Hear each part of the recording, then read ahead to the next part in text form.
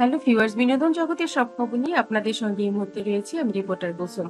বেশ হাসি আনন্দেই কেটে যাচ্ছিল সুপারস্টার শাকিব খানের পরিবারে চিত্রনায়িকা অপু বিশ্বাস, সুপারস্টার শাকিব খান, আবরাম খান জয়ের দিনগুলি। বেশ কবছর পরে অনেক শান্তিতেই ছিলেন সুপারস্টার শাকিব খানের পরিবারের সঙ্গে চিত্রনায়িকা অপু বিশ্বাস। গত একটি বছর অনেক হাসি খুশি, অনেক আনন্দেই কাটছিল তার সময়। কলকাতায় বাংলাদেশের যে কোনো সাংবাদিক অপু বিশ্বাসকে প্রশ্ন করলেই তিনি খুব আনন্দের সঙ্গে প্রশ্নের উত্তর দিতেন এবং শাকিব খানের পরিবারের সঙ্গে খুনসুটি, আনন্দ, হাসির দিনগুলোর কথা বিভিন্ন জায়গায় তিনি বলেও বেড়াতেন।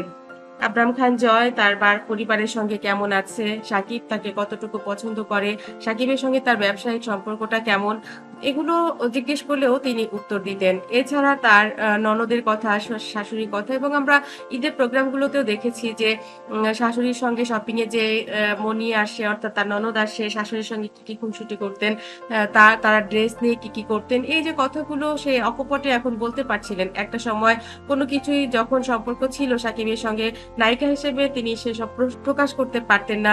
তিনি এক জায়গায় দুঃখ করে বলেছিলেন যে আমি যে তার প্রেমিকা, আমি যে তার সঙ্গে সংসার করছি ৮টা বছর, কিন্তু কোনোদিন একসাথে বসে এক কাপ কফি কোথাও খেতে পারিনি, আমার স্বামীর সাথে কোথাও একটু ঘুরতে যেতে পারিনি। এটা তো, এই দুঃখ তো আমার ভিতরে থাকবে। কারণ একটা মেয়ে তার প্রেমিকের সঙ্গে, তার স্বামীর সঙ্গে কোথাও যাচ্ছে, একটা সেলফি তুলছে, এই যে পোস্ট করছে, এই বিষয়টা আমার ভিতরে ছিল না। কিন্তু আমারও তো অনেক ইচ্ছে করতো এগুলো প্রকাশ করতে, কিন্তু আমি সেটা পারিনি।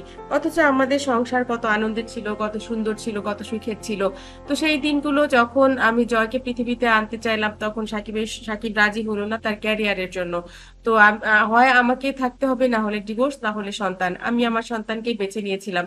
সেই সন্তান যখন সাকিব পরিবারে এত আদরের, সাকিবের সঙ্গে তার সম্পর্কটা যখন এত মধুর, স্বাভাবিকভাবেই অপুর প্রতি সাকিবের যে অবহেলা, অপুর প্রতি যে অবিচারটা সাকিব করেছিল সে সময়, সেটা তো তার ম্লান হয়ে যাবেই, এটা তো যাওয়ারই কথা। আর তারই মধ্যে যখন বুবলির সঙ্গে তার সম্পর্কটা স্বাভাবিকভাবেই হয়নি, সেখানে কিন্তু বুবলি সাকিব যে সম্পর্ক করেছিল, সংসার করেছিল, অপু জানলেও সেটা কিন্তু তার কাছে প্রমাণ ছিল না, কিংবা সে সেভাবে জানতো না, কেউই জানতো না। তো সেখানে তাদের সম্পর্কটা নিজেদের ভেতর থেকেই নেই।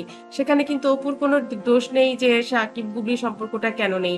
তাহলে সেইখানে নিজেরাই যেখানে সম্পর্কটা রাখতে পারিনি, নিজেদের মধ্যেই সম্পর্কটা থাকেনি, এখন বুবলির কারণেই আবার ভেঙে গেল চিত্রনায়িকা অপু বিশ্বাসের এই যে আবার একটু আনন্দে থাকার সময়টা।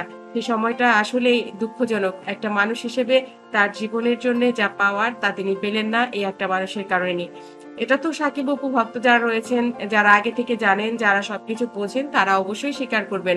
যাই হোক বন্ধুরা, আমরাও চাই সাকিব অপু তাদের অন্যের প্ররোচনায় না হোক, নিজেদের মধ্যে যে যদি কোনো ভুল বোঝাবুঝি থেকে থাকে সেটুকু কাটিয়ে জয়ের জন্য হলেও বাকি জীবন তারা একসঙ্গেই কাটাক, এটাতে সবারই মঙ্গল।